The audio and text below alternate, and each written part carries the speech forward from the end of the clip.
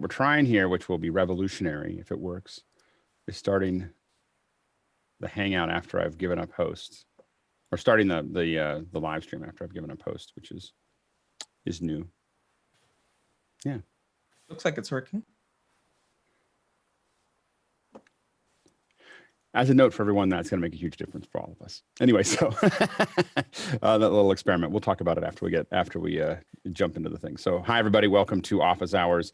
If this is the first time that you have come here, let me orientate you a little bit. You're going to see that there is a participant list and a panelist list. The difference between the two is the panelists worked on making sure that they had good audio, good video, good internet, and then they raised their hand before 6:40.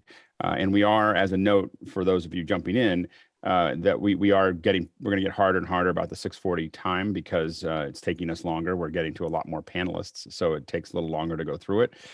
So anyway, if you're interested in being a panelist, just make sure that you've got a reasonably good camera, reasonably good audio, good internet, and you come before 6:40. How early? Well, you can actually come about 6. So we open right at 6 o'clock in the morning, and we all start coming in and chit chat and having our coffee and doing our thing. And so it's kind of a nice, very casual conversation that oftentimes is geeky, but sometimes not. And oftentimes we'll tell stories that we won't tell after 7. And so, but you're more than welcome to come early if you like. At 6:30, we give out a Discord link. The Discord is where we all chat between this because 3 hours isn't enough. So we all chat offline or online, but outside of this pretty much all day. There's about almost 400 people there. So if you want to join Discord, you have to be here at 6:30. We put out the code by 7 o'clock when I'm doing this announcement. The code is over. It's gone. It's history. So you can't use it there. Now, if you want to ask a question, we prioritize, and this is important for the panelists or anyone interested in being on the panel, we prioritize the questions in the question and answer over all other things. So if you have a question, you're working on something, the goal here for this 1 hour is for you to get your questions answered, and maybe some of your answers questioned. And so what you want to do is if you have a question of some kind of production that you're working on, get in here and put it into the Q&A early because that's really what we're going to prioritize going through is that Q&A there. When you're in the panel, once you get in here, you can, if we're running out of questions, you can raise your Zoom hand to ask a new question, but we're going to prioritize the Q&A that's already in there. So before you jump into the panel, because you can't ask questions once you're in the panel, think about asking those things, putting your question in the Q&A. And if we can have somebody vote all the questions up one in the Q&A, that'll make sure that we can see them all, or that everybody can see them. If you like a question that you see in there, make sure to vote. So open up the Q&A. If you see questions that you think are good, vote those up because that is going to help us prioritize what we as a group want to discuss today. So definitely use the voting tools to do it if you're in the if either you're in the panelists or the attendees. Now there's a chat function as well, and you can ask chats there. Do not ask questions in the chat. We're not going to answer those questions unless you want to ask them. If you ask questions in the chat, we assume that you want to have people in the chat answer the questions, not people in the panel. So you're more than welcome to ask those questions, but don't move them from the chat to the panel. Just ask things you should ask them in the panel. And that's how you kind of keep that straight. So for the panelists, if you're new to the panelists, do not touch the question and answer. So we'll have one person here asking questions. I'm going to probably try to lean on Phil if he's willing to. But we're going to. I can't stay for the whole time today. I can start you. Yeah. Then we'll lean on Chris Summers. Are you up for asking questions? Okay, great. So Chris is going to ask the questions, but it makes it really hard for him if panelists interact with the Q&A. So don't do that. Anyway, so that's pretty much how we have it all set up. For the panelists, if you have a question about what we're talking about right now, don't change the subject, but raise your physical hand.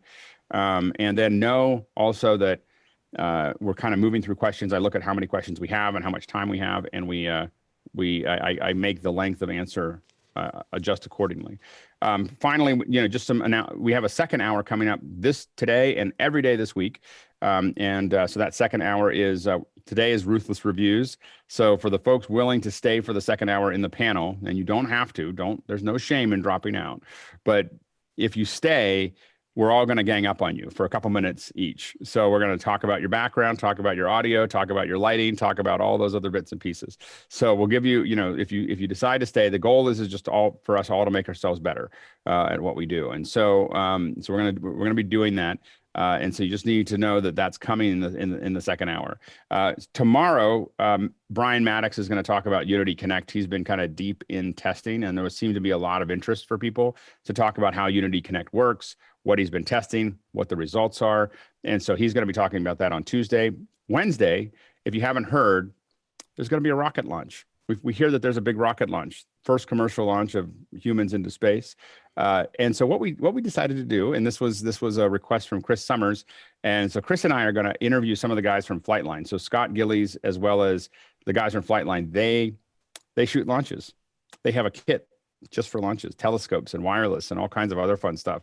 So on Wednesday, the second hour is going to be talking to them about how it works and what it takes to actually shoot a launch, which should be pretty fun. Thursday, we're going to talk about wiring diagrams and just the very basics of how we approach those. So if you do a lot of wiring diagrams, bring yours with you for kits and things that you're building. I'll show some of mine, and I'll talk about how I approach it, and then we can all discuss how we all approach that moving forward. And then on Friday, Leland is going to give us kind of an introduction to vMix. So he's going to talk about, and by the way, Thursday, we have a special third hour. We're now experimenting with the third hour. And this is going to be Oliver Breidenbach, who was doing stuff on Saturday. We moved it to Thursday, and he's going to do tips and tricks. So he's going to talk about Memo Live on Thursday at 9. So if you feel like staying another hour, he'll be there talking about that, kind of walking through it, and not as much answering questions the way we did before, but more really showing you things about Memo Live. And then on Friday, we have vMix. And so Leland Best is going to walk you through vMix, so that for those of you that are interested in learning a little bit more about that in the second hour. And then finally on Saturday, of course, is a long day. We're talking about Unreal, Final Cut, making graphics and networking. So it's a busy week. So anyway, we're going to get going. Chris, what's our first question? All right. Tom Rowe asks, what are the group's thoughts on best lighting practices for video calls for intermediate to sophisticated users? Do ring lights offer a fairly simple but effective solution? I think that I think ring lights are probably the best basic solution, like the best first thing that you get. It's a very acceptable way to do it. There's a lot of places that it can work. And the more we've kind of done a lot of testing with lights and looking at what it takes to put one up and everything else, I've kind of learned to love the ring light.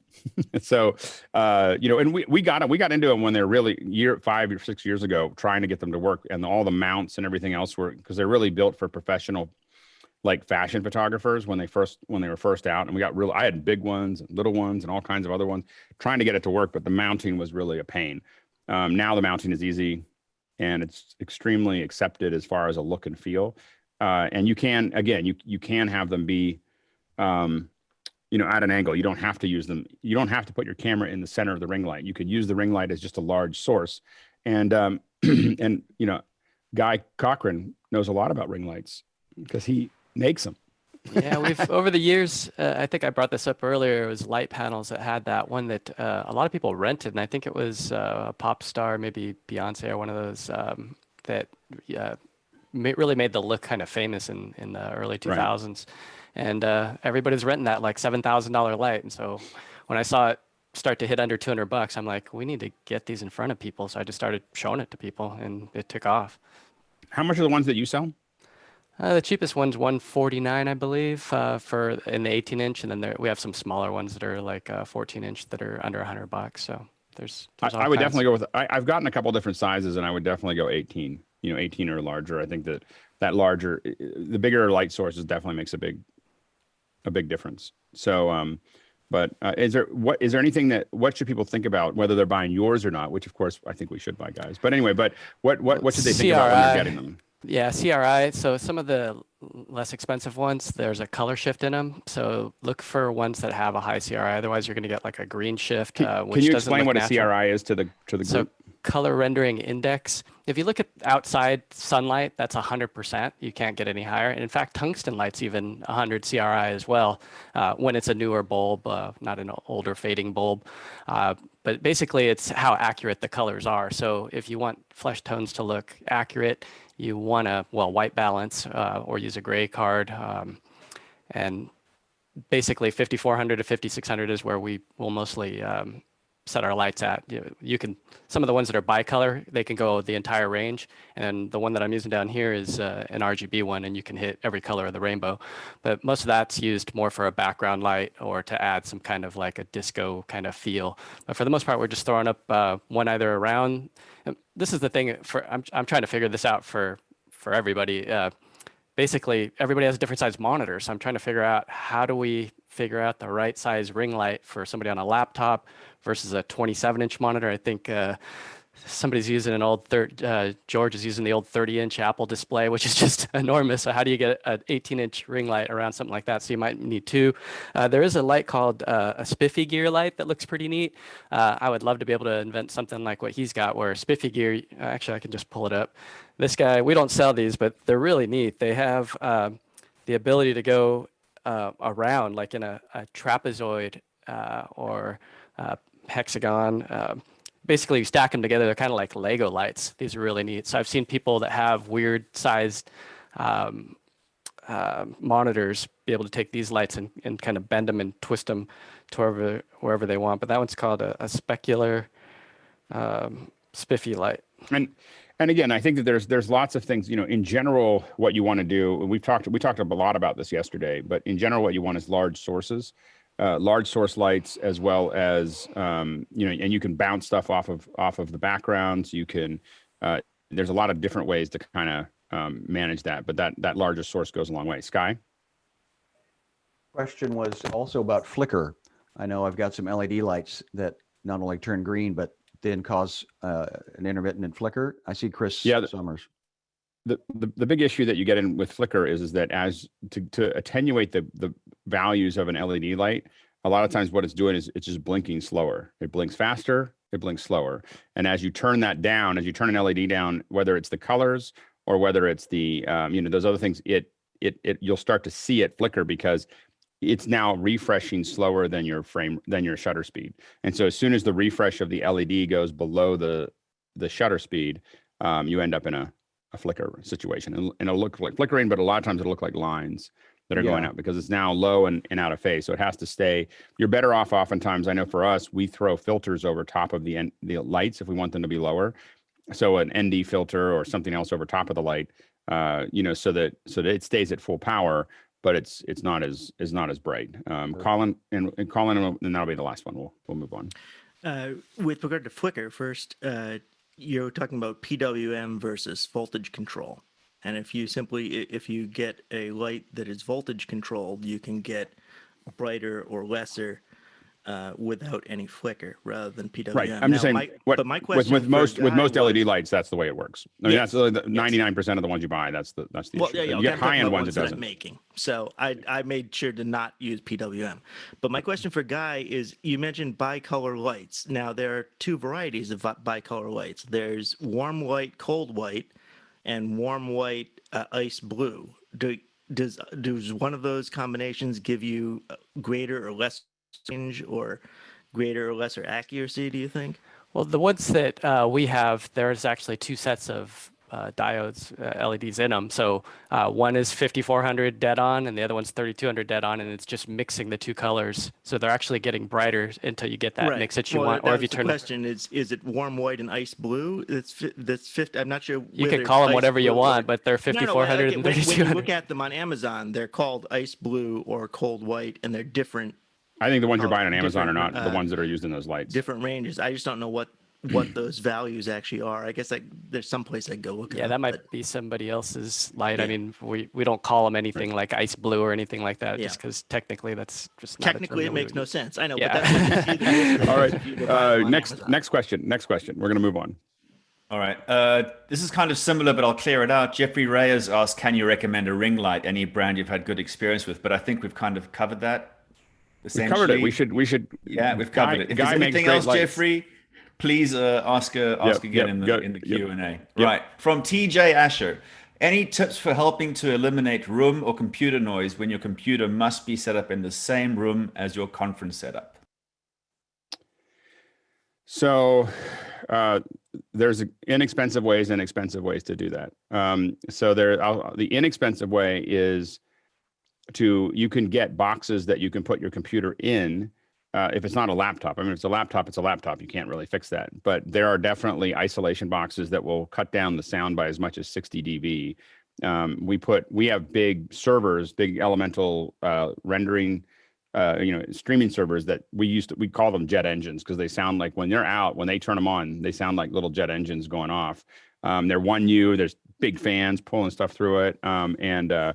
And so we put those into these and I can't think of the name of the company right now that we use, but but you can get, they're quiet boxes essentially, and you can put lots of racks into those. Black box. Sorry? Black box. We don't use black box, but there's another one that we use, and I'll have to try to find it. But it's ISO box. Sorry? ISO box. I think I'll put a link in the chat. Yeah. So those are great to reduce if you have a kit that you're going to put in there, you can put them inside those boxes and reduce that sound. The next thing is to get mics closer to people. So don't use speaker phones, and you should never use speaker phones in my opinion. But if you do use them, they're going to be more problematic in this kind of environment. And then there is noise cancellation, and some stuff. A lot of hardware will build some of that in. The super high end noise cancellation is Cedar. Which we use in events, which Cedar will pull out most of the noise that is just like, if it stays stable, Cedar will figure out how to get rid of it. It'll also get rid of a little echo. It'll do a lot of things. The new one that I'm testing right now that you're listening to, actually, because I have fans in my room, is the Sound Devices plugin for their 8 series. They have a noise suppression that is noise assist that, to me, it sounds pretty much like a Cedar, but it's a plugin for the 8 series. And so you can go up into some really high-end noise cancellation, or you can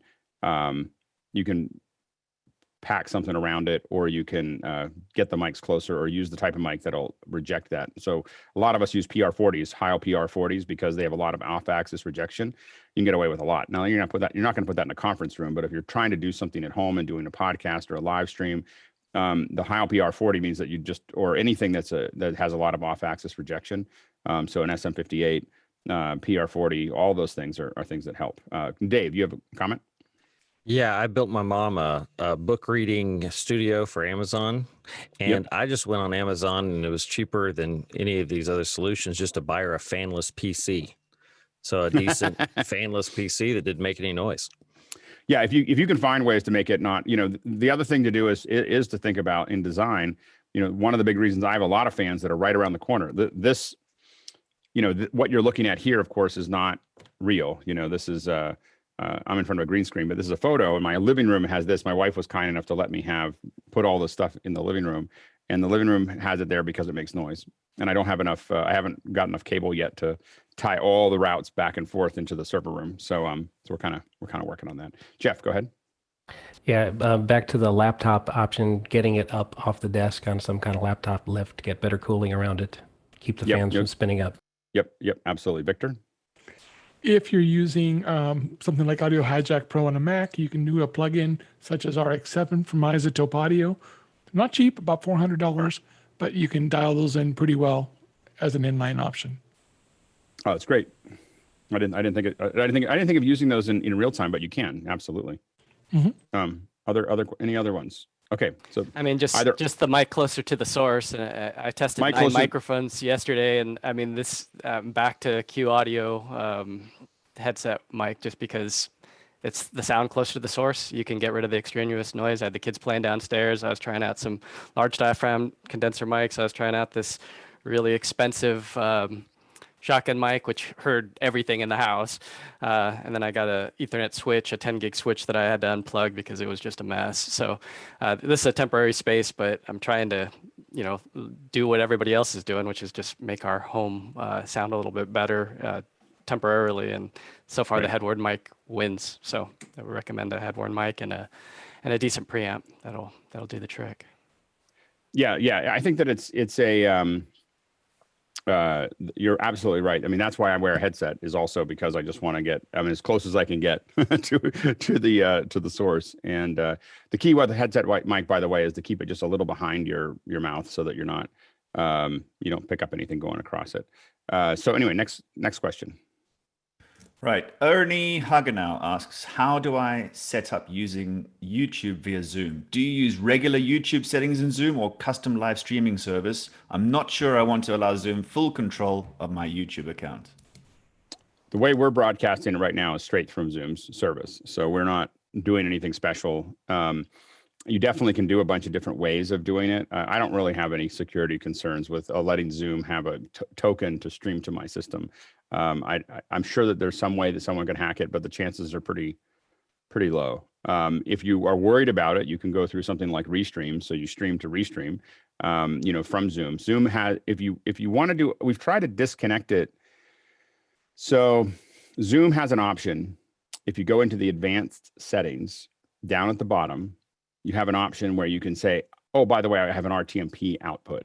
So you can actually not use the direct API connection to Facebook or YouTube. You can use an RTMP output into those. The advantage of that is that it's not creating the event. So you can schedule an event ahead of time. You can set it up with its own ingest, and you just put the RTMP in. The disadvantage is we've had a lot of trouble with YouTube and Zoom doing that, because our experience has been that Zoom wants to have a return, like where is the video going to show up, which is not necessary for RTMP, but for some reason Zoom asks for it. And we've had issues where it goes into a spinning. Some people haven't had this issue, but I have every time I've done it, where it just spins waiting for something that I don't know what it's waiting for. I had that issue on Friday in my event, and it was no fun. Yeah, so the RTMP in Zoom is pretty unstable, in my opinion. It works well with Facebook, you know, where it will, the RTMP from Zoom on Facebook will work the way you expect it to, but it doesn't work with YouTube in my experience. And I've had some issues with it with Restream. So that's the issue that you have there. But the API stuff has worked really well. It's using, by the way, one of the things that Zoom, we do think is that Zoom is using the ultra low latency connection to YouTube by default when you use the API, which could mean that users will have a slightly less stable experience. It probably won't change the quality of the VOD, but it means that users might have a little less stable experience. But we're doing lots of testing, and we're not using normal much anymore. We're moving to we're in the low latency for some of our shows, and considering the ultra low latency. And the difference is ultra low is about 5 seconds, low is 10, and regular is 20, 25. If it really matters, and I have a lot of people watching, I'm going to put it on normal, because I want the most of them to have the largest buffer. So that, because really what turning those down does is take away the buffer on the user side, and that means if they have any variance in their ups and downs, it's not a great experience. So anyway, so I wouldn't have any trouble with it, but you can experiment, but really experiment a lot with Restream or something. And again, RTMP to YouTube. We haven't been super successful with the RTMP. I don't think it's a highly used feature in Zoom. And so as a result, I think that it's not well implemented yet at the moment. So anyway, so that, I mean, we've definitely had, Iggy says that he hasn't had any trouble. But we've definitely had trouble with it. And I don't have a solution for that yet. I have to test it more. I tested it for about a week and then decided it doesn't work. And then went back to what I was doing. Mickey, go ahead. Which of these streaming services have the variable latency selection? Do all of them do? No. YouTube's the only one that I know of that has variable latency, and it's just in your event settings. When you're building your own event, the API can make that choice, but the only one I know of, unless there might, I think Twitch does too. Oh, Twitch does, yeah. But again, what you're doing is you just have to decide how fast you're going to respond to questions in your chat.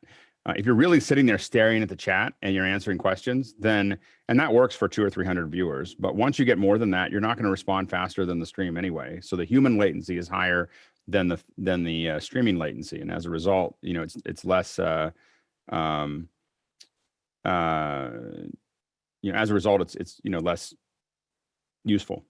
so you're taking away people's stability for no reason. And so you just want to kind of keep that in mind. And it's not so much, it won't affect the quality of your VOD or your stream, and your stream's not going to fall apart. It's not changing how you're doing the ingest. It's changing the buffer size on the player on the other side. So if someone has not a great internet connection that's going up and down, they're going to see lots of buffering and stalls and other things. And many of them won't say anything, so you won't even know, but it's just not a great experience for them. Next question. Our very own Victor asks, I have a photography camera, Panasonic G7, that will do video at 1080p, but the wrapper is MP4. It also does AVCHD. Should I just use that?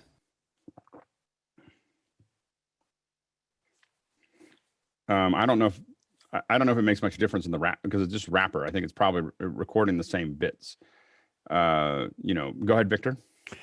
Yeah, that's my question. I've heard that Final Cut has some issues ingesting some MP4 wrappers. Well, I'll tell you, we've had this discussion because Final Cut, of course, advertises that it can handle anything, right? Like you can just throw something in the timeline and it'll just work. And you just throw something in the timeline. Well, I'll tell you, I'm old and I have old ways of doing things, but I just conform all my footage. If I'm going to go into a project and do something, I get all my footage. If I didn't record it, I try to record all my footage exactly with the same settings, right? If I can't, if someone submits an H.264 or something I generated creates an H.264, I throw it in the compressor and I conform it to what everything else is. So when I bring everything into Final Cut, it's all Apple ProRes. Like for me, it's always it's generally, depending on what I'm doing, it's somewhere between Apple ProRes LT and Apple ProRes 4x4. And it just depends on the kind of, like if I'm doing if I'm doing a bunch of things that I screen captured, Zoom or Skype, I'll do LT. Or if it's a conference, a lot of times we'll do LT because we're looking for speed. Like how fast can I move through it? You're talking about drive speed, drive size, all those other things. If I'm doing something really high end, I'm trying to do HDR, that type of thing, then I'm going to do it in 4x4, but only if my source footage, is good enough to make it worth doing that. So anyway, but what I would say is that I conform everything. Like I just throw everything in and I conform it all to Apple ProRes, whatever you're doing. If you're on DNX or whatever, but you're going to have regardless of what the software manufacturers tell you, you're going to have a better experience if you conform everything. It's all just going to work. Don't have the computers do that unless you're really trying to hammer something out tomorrow or in the next hour or 2 hours or whatever, where you can't afford it because compressor has gotten really fast. And so you can have a little compressor setting that is how you want everything to look. You throw everything in there, you throw compressor on, you walk away and have a coffee, you come back, and now everything's what it should be, and then it just all cuts the way it's supposed to, and you have faster rendering, you have less, idiosyncrasies, and it just works, And so I'm always, and anyway, there's a lot of people say, "Oh, you don't need to do that," but that's the way I do it. Sky. No, that's what I was looking for. Yeah, that's exactly the answer I was looking for. Thank you. Well, in Final Cut X, that's what they call optimized media. It's exactly what Alex just said. It in the background recompresses your media into a ProRes codec, and that'll bite you if you're not aware, because you'll optimize your internal hard drive to max. And I'm still and Steve Bass talks about for those of you who are just getting started, Steve Bass used to be the senior product manager for Final Cut, and he comes on Saturdays, and one of the things he says, I think almost every Saturday, is don't have your event don't have your Final Cut events on your home drive. Put them, always put them on a separate drive so that you're not filling up your system drive. And again, I do this no matter what. If someone's going into Premiere or someone's going into whatever, you just want all your footage to be the same. It just makes life a lot easier. Bill?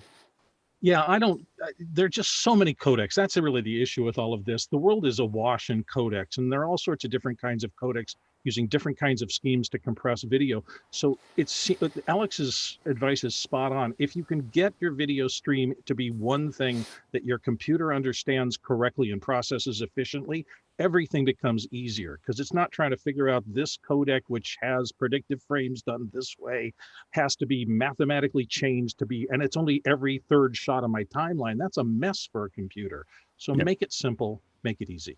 Go ahead, Jason, and then Mickey, and then Yashai, and then we're going to go to the next thing. Real quick, if you're on a Mac and compressor seems like too arduous for you, Edit Ready is beautiful and it's elegant.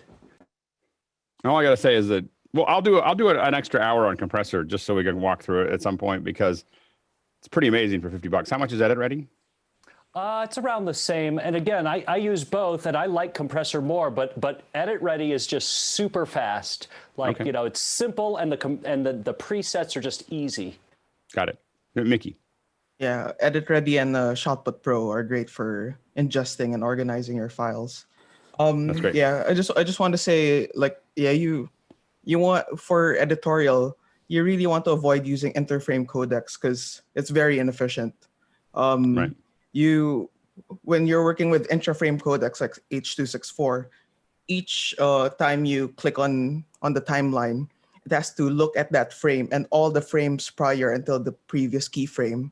So, like, if you try to drag your cursor around the timeline and just scrub, it has to constantly decode that. So you want to avoid using interframe codecs. Yep. Shai, last one. Yeah, I just want to emphasize that compressor release on October 7 last year, huge improvement on the rendering. They're using metal-based processing, and they take advantage of dual GPU, which is huge. And I kind of support Alex that you should run it. You can run batch processing, and you can get an amazing result and a good speed. And I have to admit, I jumped on Edit Ready early on, and there was something with that it did the files, and I can't remember what it was that I'm sure that that they fixed, but it was just one of those things that I had it for about a month, and then I was like, I can't. Like it was doing something to the file, and I can't remember what it was, but it was something that didn't work for me, and so. Early versions messed with the alpha channel, and they fixed that, I think. I think that was the issue, is that I had, and so anyway, but I will say that the advantage of if you're using a Mac, the advantage of using the Pro Tools is that they are not Pro Tools, but the Pro Suite, is that you have the same team building the tools that makes the hardware, and things get really fast on some, especially as you get into the bigger machines. They're being tuned directly for that hardware, and so you're gonna get a lot of benefit for free. Next question. +1 for compressor, and I just have to say, Handbrake is a great free transcoding app for the Mac. I use it loads. It's really, really good. All right, Doug Ferguson asks, when a show starts to go off the rails and you have to turn your attention to fix a problem, how do you get back to refocus on the show? It's a great question.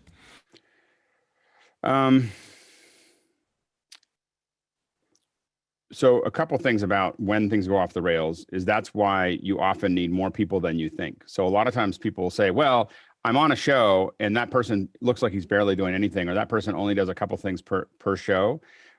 Those are safety valves. Like if people, like there's the show that I do that we're doing with Patreon most weeks, I could probably do by myself, but wow, if anything went wrong, the whole thing would come apart. So I've got one person managing, and we had an issue on the last one where the person coming in had a battery issue.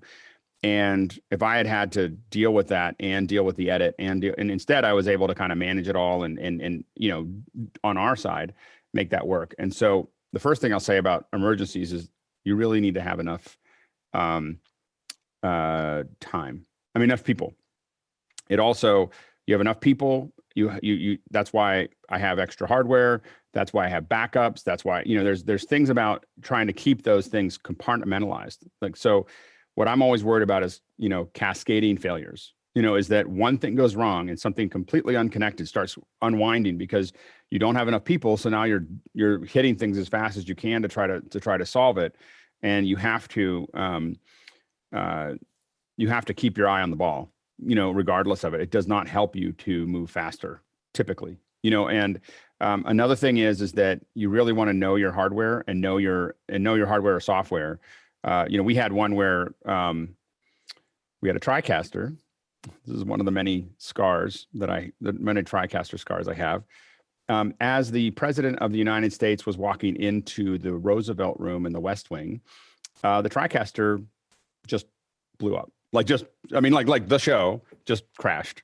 And And so what you have to do is figure out, how do I do this without having, I mean, literally it just thumped, you know, and so because they were using Photoshop on the same machine. That's the problem with PC anyway. So is that you're trying to, you know, there's a couple new graphics and they're trying to get it working or whatever.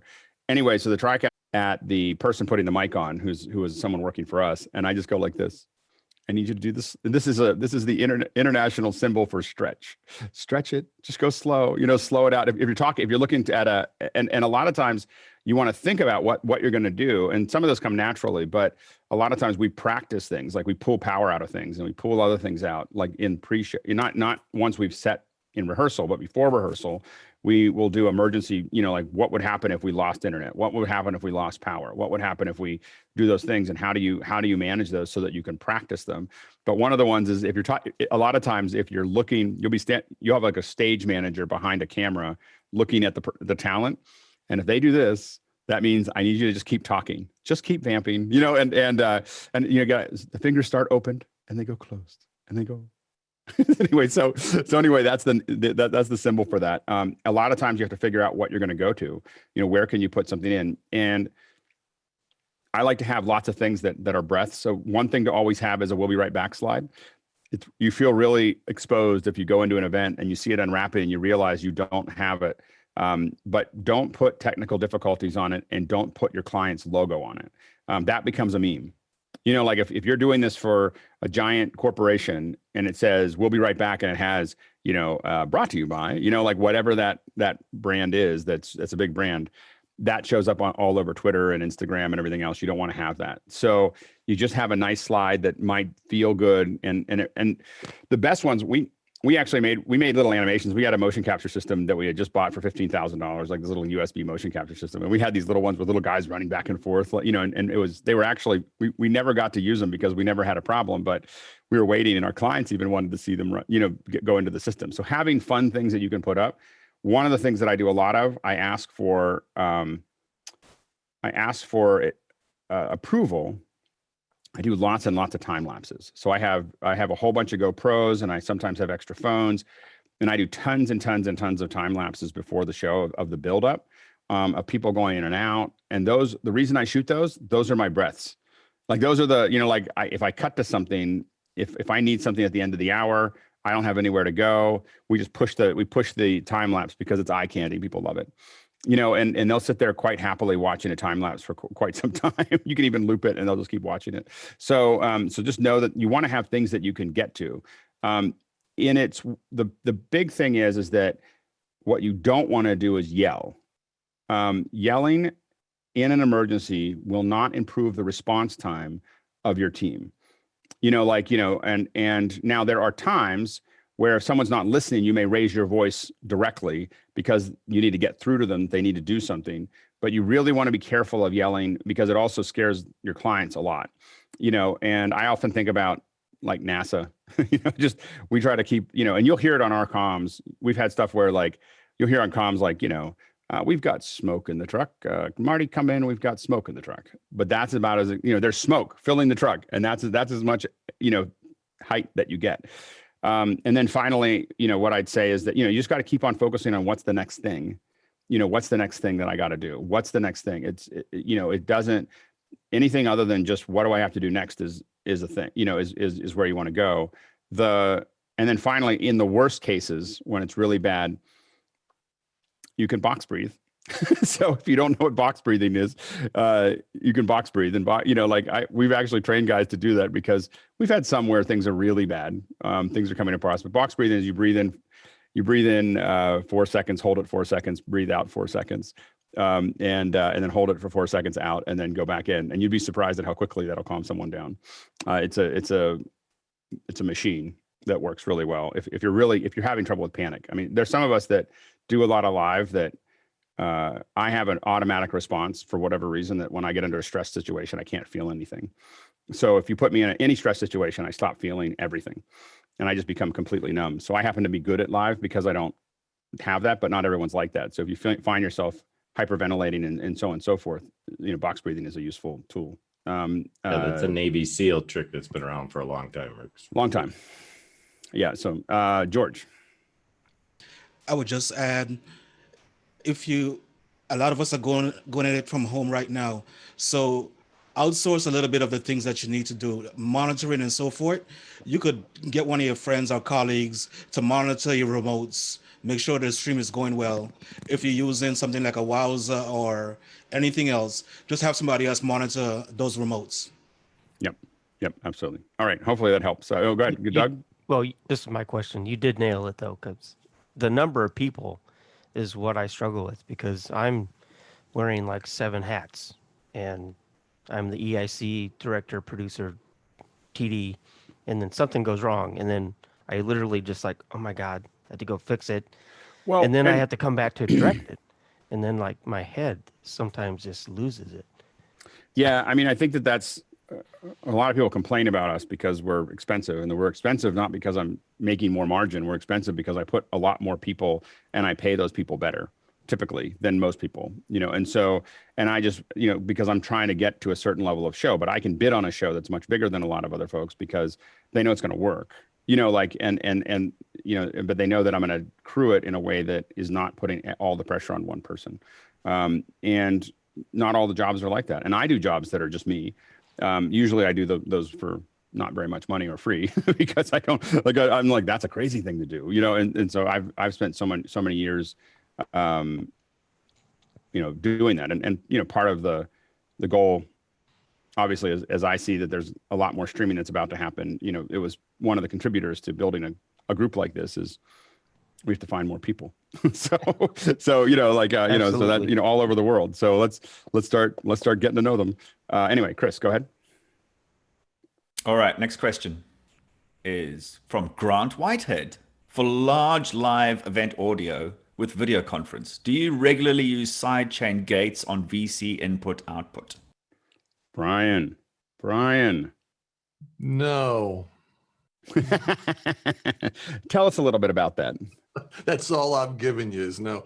I actually almost want to ask Grant for a little bit of exactly what he means, but I don't see him. Why don't I not see him? Let's say I think that what we're talking about most likely is in-room injection that we've done, a lot for point-to-points. So, you're bringing a VC into a large room, let's say 1,000 people with a bunch of speakers, and people are wearing lavs and they're not the right ones and everything else. How do you handle that?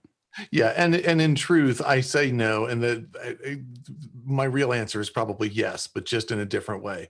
I'm a big fan of using some form of auto mixing, Dugan auto mixing, something like that, to do essentially the same thing that you used to do with sidechain ducking. That's really all an auto mixer is just a more complicated version of sidechain ducking. So you very typically, if I'm in a large room and I'm bringing a conference into it, I'm going to take that incoming channel that's coming to me and put it into the same auto mix group as I have all of the lavs that are on stage. So that, whenever the remote person is talking, it's ducking the lavs that are locally. And whenever they're talking, it's ducking the incoming, in addition to, of course, also doing a real mix minus to make sure that nobody's audio is going back to themselves. Perfect. Yashai. And then Mickey, and then we'll move on. I'm muted, Yashai. Using the Dugan by sound devices, they have it part of their hardware. That's a great solution. The other thing, the best, easiest thing is just ride the sliders. Like if you're there, just hands-on, this is the safest, or if you don't want to take any chance, if you don't do it full-time job. I think that it's sometimes hard on a natural conversation to ride the sliders as fast as people are talking. I think that's the challenge. But if someone's doing an address, you're right, that you can definitely do that. But I think that we end up with some challenges, in that area as far as it not feeling as fluid as we'd like. Nikki? Yeah, on top of of course, actually mixing with the faders and Dugan, sometimes when everyone is remote, I put a sidechain compressor on all the participants based off the host's audio. So when the host is talking, it will duck everyone else. So if ever, like say, because of latency issues, the host starts talking, then someone else talks. It maintains the host being above everyone else. Oh, interesting. I like that. Go ahead, That's Ryan. brilliant, Mickey. Great job. Yeah, the and the reality is, and Isha, perfect contribution, because what I'm actually doing is I'm running an auto mix post fader, and you can kind of get a little bit of the best of both worlds, because what ends up happening is with your fingers on the faders, a tiny change in level basically changes the weighting of the auto mix, which then accentuates one thing versus another without completely cutting that voice out. And so you can do very, like if my two fingers were like the local audio and the remote audio, if the local person's talking, I may do this, if you can see that. And I may do this. So it's a very small change, but it's changing the weighting that's going into the auto mix. And so the net effect is going to be multiplied. And yet still, even though this person's down a little bit, if they begin to talk, you can still hear them and you can make the change back. It's essentially a live version of exactly what Mickey was saying too. You can do the same thing. I'm going to always weight the host a little bit more than everybody else. And I can do that in real time. And then, now I've got a different host and I can weight that one a little bit more. That's one of the beautiful things about kind of learning to work with auto mixing. A lot of people think of it as just, that means I can just turn it on and like not touch it. And the reality is you're still hands-on. It's just giving you a little bit of extra mixing capability to clean things up even more. And Mickey? Yeah, like Automix and Dugan, it's not really, it doesn't really do the balance between the different elements. A better way to think of it is automatic ducking of channels that aren't really being used, just to clean up the mix. Summing. And the big thing is that it is. But what I will say is, even if you're not doing all this, bringing someone to a room, if you have access to Dugan, learn how to use it. I mean, it's not something you want to throw on for your first show, but if you've got 5 people sitting around, it cleans up your audio so fast. It's why it's a big. That's why the name is so important. Even though there's a lot of other auto mixes out there, is because it's been used in events for so long now that it's kind of a standard. And if you're doing things with roundtables with folks, Dugan. The Dugan auto mix, but even some kind of auto mix is just, you just get so much less mic sound, because now you have all this other, 5 mics that you're either riding the sliders constantly, or you're riding them just a little and letting the machine do it. And it's a really interesting interaction, but it is, as Brian underlined and Mickey has underlined, is that it makes the human better. It doesn't replace the human in the mix, and I think that's where we see the best on so many levels with what we do, giving the human some AI assist, some algorithmic assist is where you get the best quality, where you're doing something that's better than the human can do and better than the machine can do. And what we see a lot is people saying, well, this is all going to be automatic now, and we're just going to replace the human. And that, it kind of works, but it works so much better if you mix those two together just a little bit. You end up with something that is way better than either one of them can do. Next question. All right, Christian Turi asks, I keep seeing that people refer to the Zoom stream speed. Where can you see that? When I'm talking about the Zoom stream speed, I'm typically looking at I am looking at a iStat menu on my menu bar. That's just telling me what my bandwidth is using. But in your preference, in your video settings, if you go down to statistics, you will be able to see what your send and receive is at any given time. So that'll tell you what your quality is, what your resolution is, what your frame rate is. So all of those things are there, and it's in statistics inside of your settings. And the easiest way to get to the settings is, it doesn't really matter. You can use audio settings or video settings or audio settings. It takes you to the same place. It just jumps to that section, and then you open that up and you can look at it. Next question. Next question from Doug Ferguson. How do you communicate with an A1 at the same time that they are mixing the show? As little as possible. But go ahead, Brian. So this is a very common pushback I see online from sound guys who say, I can't wear a headset and mix a show at the same time. There's no way I can wear a comms headset and mix a show at the same time. Yes, you can. I've thousands. I've literally done thousands of shows with a headset on, mixing a show. The key is a lightweight headset so that it still lets sound in, balancing the level of how much comms is coming in so that it's not drowning out what I'm doing, and practice.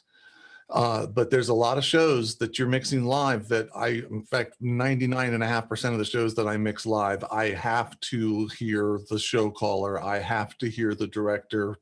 It's not optional. But a lot of guys that come from a music mixing background are just sort of obsessed with, no, I've got to have my ears open. I've got to be able to hear the room. I've got to be able to hear all this stuff. And as soon as you get into the broadcast world or any kind of cued show, anything corporate, any of those things, you have to be able to hear direction. You've got to be able to hear somebody giving you the cues, letting you know what's going to happen. And it's just something you have to get used to doing. And a lot of times what I will say about that also is that we've been talking about this in a couple different places, but jobs evolve, and skill sets evolve with technology, with practice, with a lot of things. And we learn to do more than what we did in the past. So people have this thing like, oh, I can't do this. Like we talked about with education, like teachers, don't know how to use the tools, to do the live streaming, to do videos, to do audio, to do whatever. And I'll argue that they're going to need to learn them. And when we start thinking about that, that means we need to start teaching kids to do it so that when they go into college, they can get even better at it. So that when they become teachers, this is like natural for them to build those. But the next generation, we're not there yet, but the next generation of teachers is going to have to know how to do this in the same way. And the example that I often use is the folks who won the gold medal in the Olympics in 1910 would not be able to qualify for Minnesota's, state finals for the high school. Things evolve. We get better at it. We learn, what was okay when I played Little League. I mean, I look at what these Little League kids are getting trained in now. When I played Little League, I mean, we were just lucky we knew how to throw, right? It was like the ball went that direction. Now there's a whole bunch of where you put the ball, how you're leading, where you lead with your elbow, how you come up and end. All of these things are being taught at 8 years old. So, are they a lot better? Absolutely. They're better, because of that, and so the thing, and they've got better tools and they've got access to batting cages and they've got, all kinds of things. And so we have to understand that, so Brian is representing the next generation of that audio engineer that is no longer, that isn't the old fashioned one. And you can, if you're old enough that you're going to retire before it changes, then you're fine. But if you're younger, you need to figure that out. And part of why this group exists is so that we can figure it out together, so that we can learn this stuff together. We can, we become that next generation. That's the goal. We as a group become that next generation by cross-pollinating and understanding what that is. Bill, and then Sky, and then yeah, Doug. my wife used to do local TV, and I remember her coming home the first day she'd worked on an IFB where she had a director in her ear as she was doing her segment, and she just said, my brain froze for a minute, but over the course of the next few days, it's unfroze, and she was able to do that for about a year and have no problem at all. So I kind of wish that somebody had an archive out there with a comm channel that was a little crazy so that people could download that and rehearse, practice, do your job, do your mixing, do your voiceovers, do whatever with this tape in your ear of 9 people talking to different people so that you learn to put those filters in place and extract what's important for you at the moment it's important for you out of a stream of chat. It's an important skill. And to get back to that whole, you just have to get good at, we were talking about panicking during an event or getting overwhelmed during an event is, we had one where Shannon was actually on set. I'm off set managing the stream, and Shannon is talking to Soledad O'Brien, and Shannon had to run over and tell Soledad something. And Shannon's pretty calm. Like, she works a lot of events, but she's still there's 30 seconds before we go live, or about a minute when she walked over. And And she ran over and she was kind of stressed and she was handing Soledad something. And Soledad O'Brien looked at her and said, "Don't worry, honey, we got 30 seconds. Like to Soledad O'Brien, like her horizon of events is so far out there that like 30 seconds was like this eternity that she could live inside of, you know, and that's when you realize, and the thing is you want to think about, in that process of you're mentally pushing that horizon of events out where it may seem overwhelming at first, but you really want to try to get good at it so that it becomes second nature and those things start to fall into the background. Sky? Again, NFL had to put speakers on their practice field before they came to Seattle because the stadium is specifically designed as two giant band shells for the audience to scream down onto the center field. So they physically had to practice with loud, noisy speakers. The question I had for you physically, though, or philosophically, was if Ansel Adams were alive today, would he still be able to take amazing photos? Because a lot of his work was in post, as we refer to it, in the darkroom. But again, is that innate ability of an artist irrelevant to technology? Oh, I absolutely think, I mean, a great eye is a great eye. You know, like I will say that, you know, you can, you know, because what drives a lot of us is seeing the gap. You know, like you have a vision in your, you know, I oftentimes internally will call it mind the gap. You know, when you're minding the gap is paying attention to the gap between what it could be and where you are. It doesn't, that's what it means for me, not if you're in the UK, but it means don't step in the gap. But my thing is that when you mind the gap, and the thing is, you can't be impatient. You're not going to close the gap. And if your eye is strong enough, you'll never close the gap, ever. Like you just have to get that gap will never close, because as you close that gap, your eye will see further down. If you're constantly training it, if you're constantly working on it, you're always going to see something. And if you look at people who are really great at what they do, they'll tell you flat out that they're half as good as they think they could be, you know, and that never changes, you know, like it, you know, and that's what drives them, is that they're passionate about something and they can see it and they just keep on trying to, you know, get a hold of it, you know, down there. Mr. Lindsay, find the box. Find the box. No, not different though, because that's going backwards. That's going back into the box rather than living out in the no box world. Well, Doug. that's my point. I want that T-shirt. I'm going to send that to you. Yeah, I need this whole segment recorded so I can show my A1 this, because we had a show last week that both my questions had both this, because the wheels were coming off and I could not talk to him because we were simulcasting to a radio station, and we were using Unity, and the engineer at the radio station was telling me, "Hey, we need more volume from you guys," and then I yelled through the truck. We have a small 20-foot truck. I yelled through it like, "Hey, we need more volume." And he had his cans on and he couldn't even hear me. So I literally had to get up from directing, walk back, tap him on the shoulder and say, "Listen, we need more volume from you. I need to be able to communicate with you." And then he's old school. So he's like, "No, I got to pay attention to my mix." I'm like, "No, you need to hear me too. Cause I got to tell you." My response was that it's obvious that the attention to your mix isn't working because we weren't getting what we needed. You know, so if you need to pay attention to your mix, then I expect a perfect mix. Right. But if you're not giving me a perfect mix, then I need you to listen to me. You know, like that's probably that's pretty much verbatim what I would have said. Like if your mix is perfect and no one's complaining, then I agree with you. If you're giving me the wrong thing, I don't agree with you. Right. Whatever you're doing, it's not working. You know, and then I, you know, that usually is when I go, I need to find another audio. That's the thing. He's my best friend. So it's like, and then he pushes back on the best friend part. Like, no, I'm director right now. You're an A1 right now. The friends thing doesn't work at this point. Like I will admit that I become friends with who I work with because they're good at what they do. but I never put a friend in that because, you know, if they're not able to fit into what I need to get done. And that's hard. I think, you know, sometimes I've been asked to like hire people because they're whatever, you know, I won't put anybody in a critical position to be nice ever. You know, like, you know, it's, you know, I mean, that's just, you know, like I am ruthless about I want the best person in the critical positions. If they want to be a PA or A2 or other things like that in their training, we can figure that out. But, I hire Brian. I like Brian. I like hanging out with Brian. Brian and I are friends, but I hire Brian because he's the best in the world at what he does. And so that's but that's why I hire him. If he wasn't, I'd still have big drinks with him, but I wouldn't hire him as an A1. Mickey, you're going to have the last word. You got 20 seconds. Yeah, just on that specific prop issue, like I have adapter cables to run Clearcom, like four wire cables into an XLR input.